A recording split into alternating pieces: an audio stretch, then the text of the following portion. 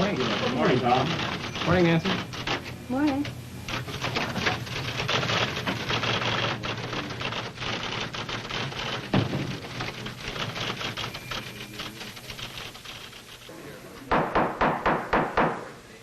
Meeting will come to order. The clerk will note the roll. Tom Berg is an American, a father, a Minnesotan, a lawyer, a state legislator.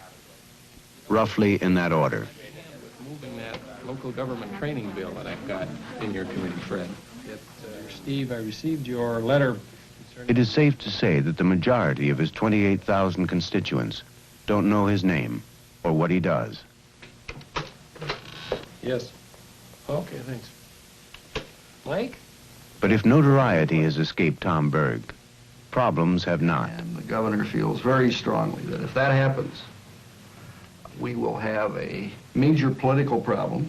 That's going to be 21 stories high. And, you know, everything else is very low, like 5 stories. That's just going to be a tower in that area with a shadow overlooking the beach. I'm especially concerned, I guess, as a mother with 3 small children, and when they're old enough that they can cross, you know, some streets, but with 800 more cars coming in, I'm going to hesitate to let them go beyond our immediate block, and I worry about that. Well, that's such a beautiful neighborhood. Well, isn't there just some way that, you know, it can be rezoned? And I just hate to see that lovely area just go down. Why don't you let me make a few calls to, I'll call our alderman and the park commission and see if we can't find out a little more about it, and then I'll get back to you in a couple of days. Thank you. Okay? Yeah, thanks a lot, Tom. Yeah, You're thanks very for welcome. your time. We appreciate it. And glad you could come over, and we'll... Tom Berg must choose his causes carefully. To become involved in the sponsorship of new legislation would demand a commitment of time he has already fully allocated to his present responsibilities and to his family. That he's got Wednesday at 1 o'clock p.m. free. Tom, got a problem with the bill. What's that? Well, we got a situation where this bill says... The first 2 hours this morning, Tom Berg will attend a committee meeting on education.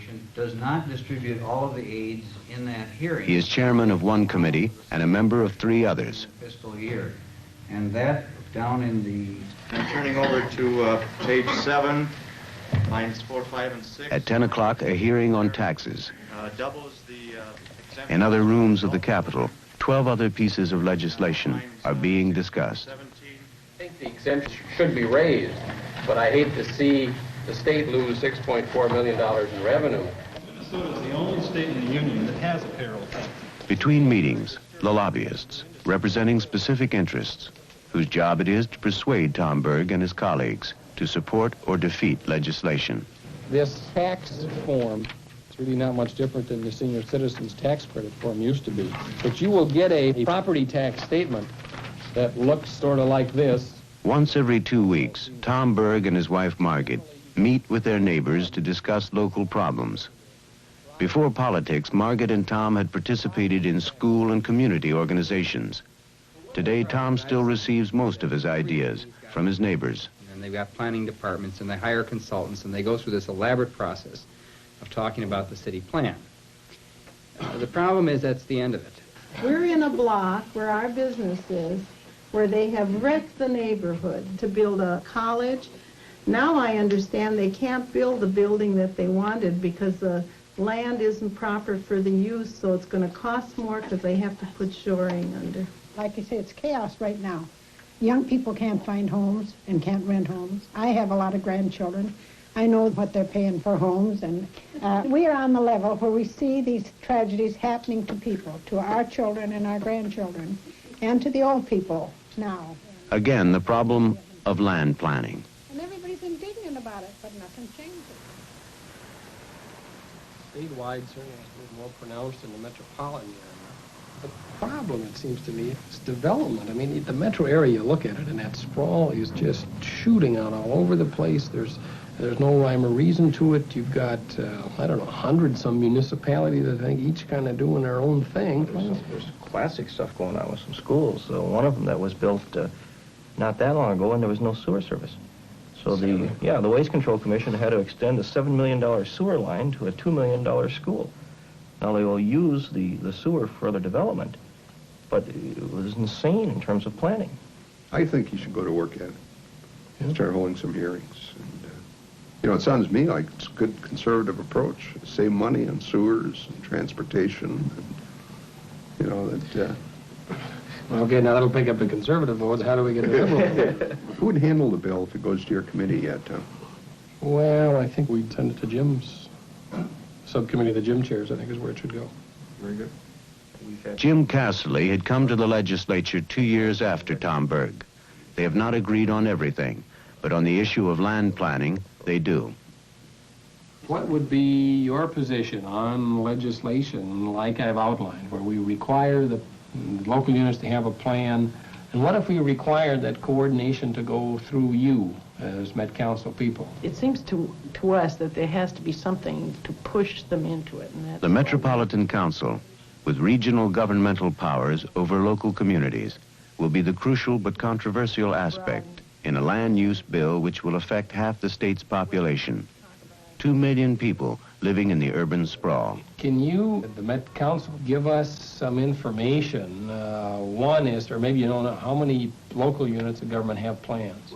Specifically, we are concerned that any new approval authority that might be given to the Metropolitan Council be limited strictly to the 4 systems: sewers, highways, open space, and airports. On March 15th, those who asked to testify for or against the land use bill are invited to appear in room 83 of the State Office Building.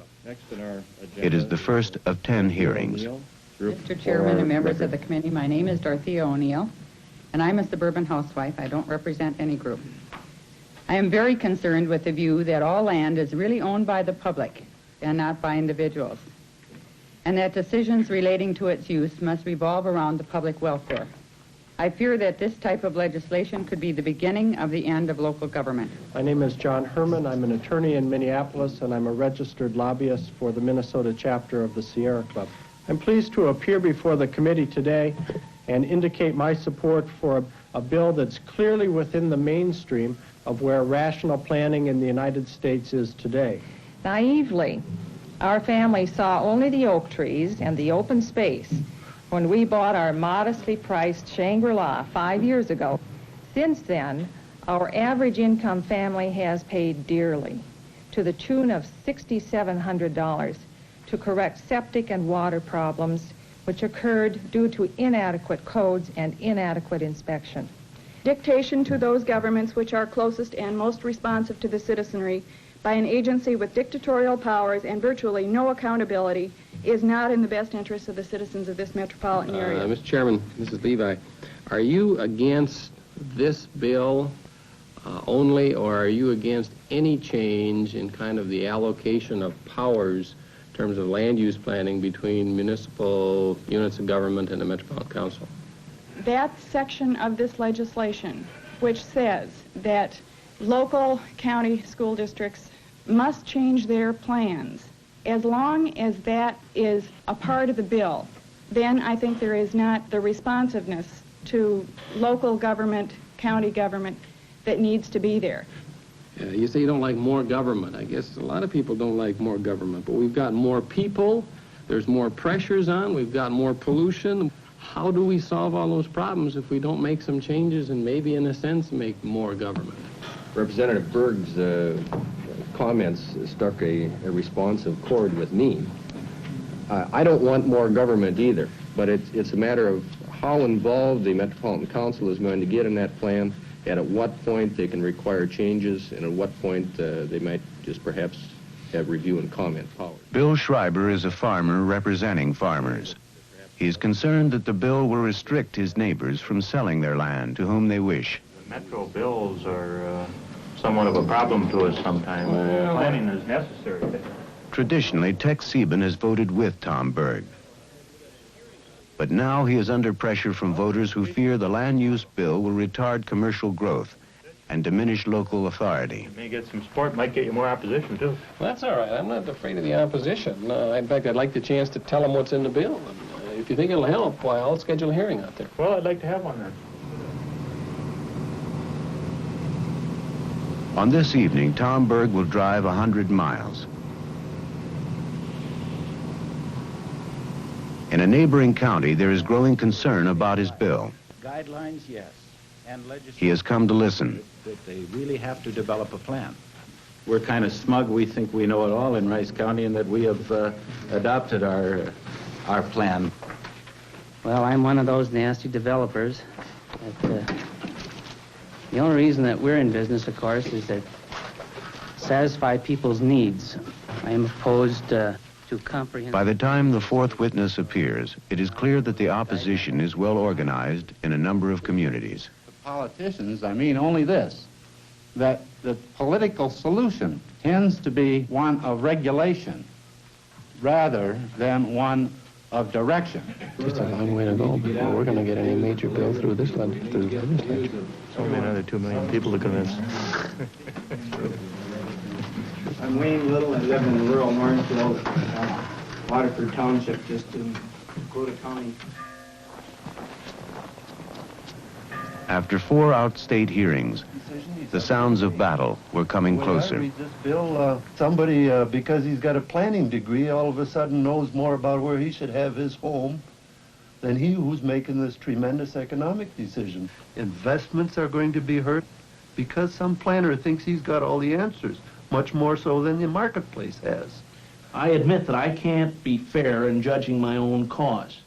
But on the other hand, I don't think that the Metropolitan Council ought to be deciding the differences of opinion between us and them. Do you think they're going to find for us? What if we tried to get at least some kind of an appeals procedure in the darn thing that was fair to the communities involved and that was cheap for them to use? And we might be able to get some amendments like that added to it someplace along the line. It is now January. Tom Berg is feeling very much alone, cut off from his law practice and an electorate that seems to care very little about what he is doing. And once again, flashy issues got their, I don't know, what do they show? They never seem to get that on the television set. The law partners, you know, the jokes that get made about welcome back and here's your secretary, and introduce themselves to you again, get sort of old fast, and just. You know, they pass a good bill in the end, and that's really what counts. Why did you want to become a state legislator? One thing that kind of makes you feel good sometimes is passing a law like one that provides that some of the kids in Minnesota get a lot better education than they would have before that law. And something like that can make you feel pretty good. Yeah. Do you have to take any certain courses relating to politics before you can become a legislator or politician? No, and that's really an important thing that I hope you all understand. Well, because I never thought you just had to keep knocking on people's door just to get to be a legislator. I thought you had to take some kind of politics and test. No, you don't have to take any courses. You don't have to be rich or poor or anything like that at all. Anybody who wants to can run, and in our state, I think you have a pretty good chance of being elected a legislator. And I would really hope that in about 20 years, that several of you people would be sitting right out there in those seats trying to decide what the best thing is for the people in the state of Minnesota. In the past months, Tom Berg has served the state legislature 138 days. He has seen his family slightly more than his law partners, but neither very much. It is the fate of his land bill on which all this will be measured.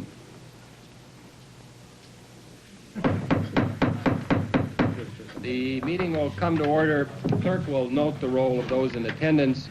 Questions, comments by committee members about the legislation. Representative Schreiber. My proposed amendment... Bill Schreiber, though of the opposite party, will support the bill, but his support is conditioned on amending it, leaving strong discretionary powers with local officials, not the Metropolitan Council. Casserly remains firm on the original wording.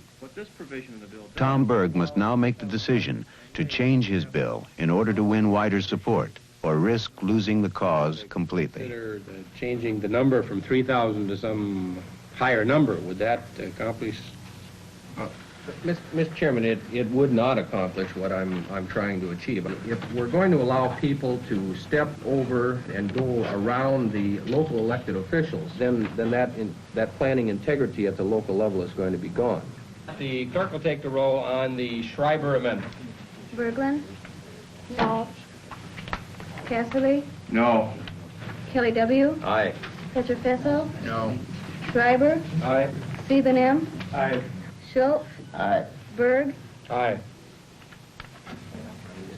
The amendment passed. Mr. Chairman, I move we pass the bill. Representative Schultz moves that House File 1530, as amended, be recommended to pass to the...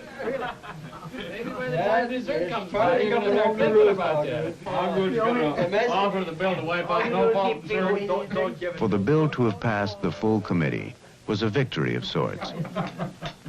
And tonight, Tom and Margaret would celebrate with the men with whom they had worked, many of them hundreds of miles and weeks away from their families. Are you or aren't you going to run next time around? No, I'm not going to run. Really? You know, the twins were, I think, 2.5 years old when I first ran for the legislature. And I've just spent very little time with them in the last 5.5 years, or almost 6 years. And they're now 7.5 years old, and if I'm ever going to spend any time with them, I better get started. And I really love the legislative process. And I'm going to, you know, everybody says, well, you'll still be part of it with this job over in the department. But you're never part way in or part way out of the legislature. You're either in or you're out. If the job had been in North Dakota, it might have been easier to accept because I understand they've got some pretty good quality legislators. Probably both states would have benefited if you had gone to North Dakota. No, seriously. Are we spending too much time? You know, the people out home keep harpooning us about the fact that we ought not be spending that much time in St. Paul. You know, that's what frustrates me. We can make those decisions much faster than we have, but then you can't let everybody talk on that issue that wants to talk. And you can't hold endless hearings, especially around the state, and give the people a chance to express their opinion if you're going to act fast. And you know, we can push those bills through, but we'll make poorer decisions than we do now, and the people will have less time to participate in the process. How about these guys in the question line? I've got 31 hard no's. It's maybe closer than I thought. It's 31 hard no's. It's not a landslide. Kalis, I presume, is a no. Well, maybe we want to run through some names. Yeah. Got. I have Bierstoff as a hard no.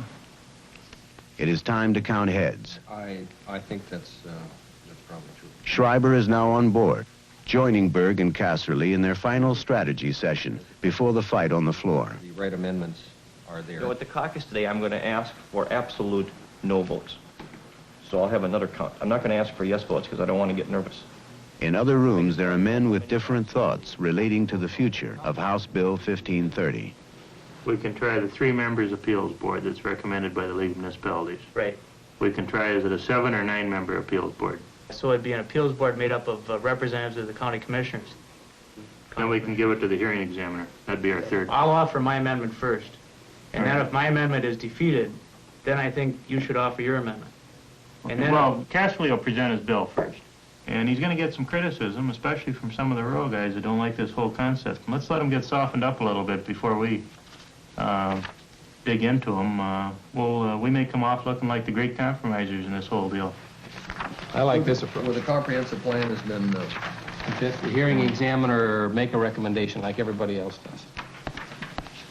Leave it off. Fight off all the other amendments. If we're going to take these appeal amendments, we've got to do it before all of the other amendments are being offered. And if we put that amendment on first, we're going to steal a lot of thunder from those who are going to start talking about appellate procedures and one thing or another. I honestly don't have it. I haven't even seen it. Okay. Why should be here? There's no Senate file then, huh? it will be here. On your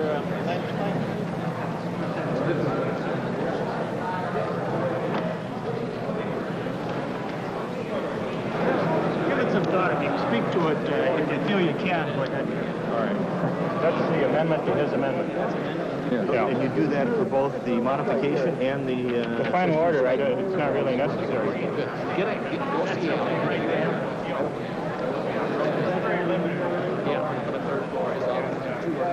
I submit that it's a very workable and sensible bill. I think it recognizes the reality of the land use situation. It makes an accommodation for all units of government, and I think its legislation should very definitely be passed for the future of the state of Minnesota. Mr. Casserly, Schreiber, and Berg offer the following amendment. Clerk, report the amendment. Casserly, Schreiber, and Berg are moving to amend House File 1530 as follows. Page 2. Casserly, Schreiber, and Berg have made the first move. By amending their own bill, they hope to diffuse the opposition. Either vote up or vote down the Casserly amendment. I guess I'd prefer to do it that way, Mr. Speaker, then. Prefer to do it which way? The way I recommend to start with, that we take it up at this time. Okay, Mr. Sieben. This amendment, as I've indicated, deals... Mike Sieben has risen to amend the amendment. He does not expect to win the vote on his amendment, but rather to preempt the debate and prolong the discussion on the controversial aspects of the legislation. So I guess it's my feeling that a local municipality certainly should have the right to make an appeal to an independent neutral body. I know that in my area, in which there was a good deal of opposition to this bill, with the adoption of something like Mr. Casserly's amendment, they are perfectly satisfied with the bill, and I urge you to defeat Mr. Sieben's motion. I would like to call your attention to the makeup of your appeal board. If you consider the one man, one vote concept, this is quite unequal and probably unfair. But it doesn't help any if we select another board or committee or hearing examiner or something that is going to make the decision. The council should make the decision. I think this is a very bad amendment, which substitutes a new body of 9 people for some of the most crucial decisions that will be made in the metropolitan area.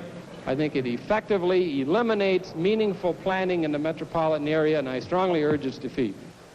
Clerk, take the roll on the Sieben amendment to the Casserly amendment.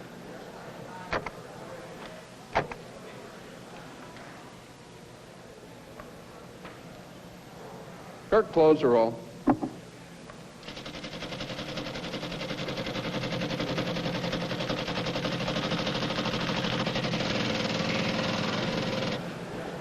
Being 56 ayes and 67 nays, amendments not adopted.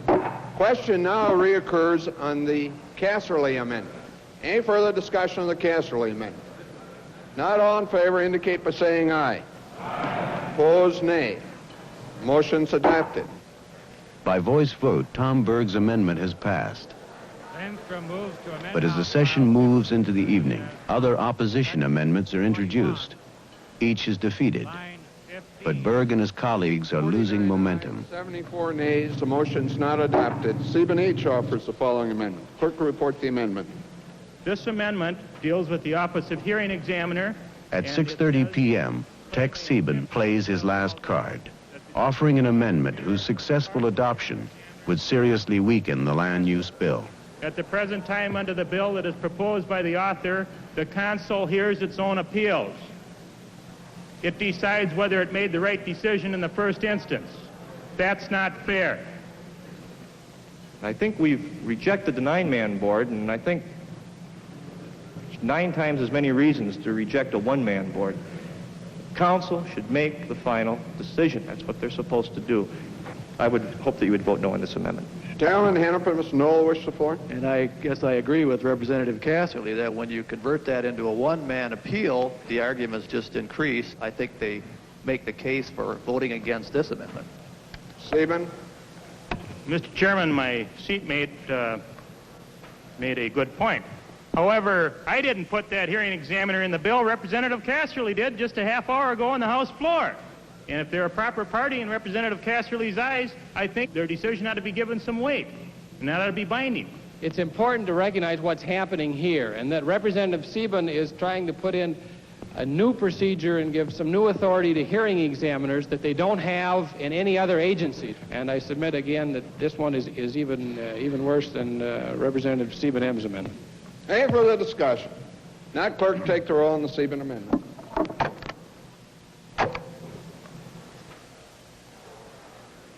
It has been 13 months, constituting 15 hearings, hundreds of miles of travel, 500 hours of research, all to be measured by this amendment.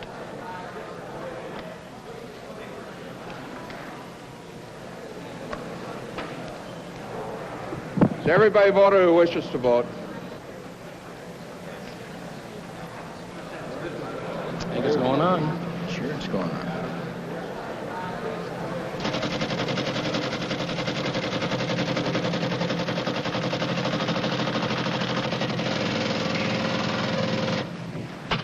Being 68 ayes, 58 nays, the motion is adopted.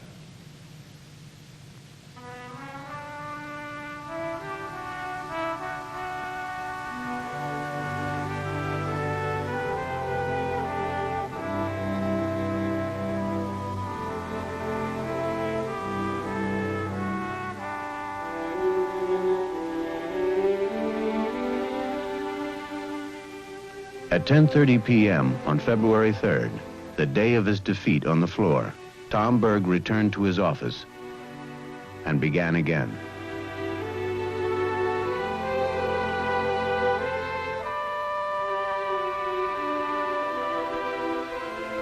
Finally, on March 24th, Tom Berg and his colleagues prevailed. A conference committee incorporated the fundamental intentions of the original legislation, and House Bill 1530 was passed by both houses. On April 2nd, the governor signed into law the nation's first Metropolitan Land Use Planning Bill. It was one of 787 laws passed by the Minnesota Legislature during that session.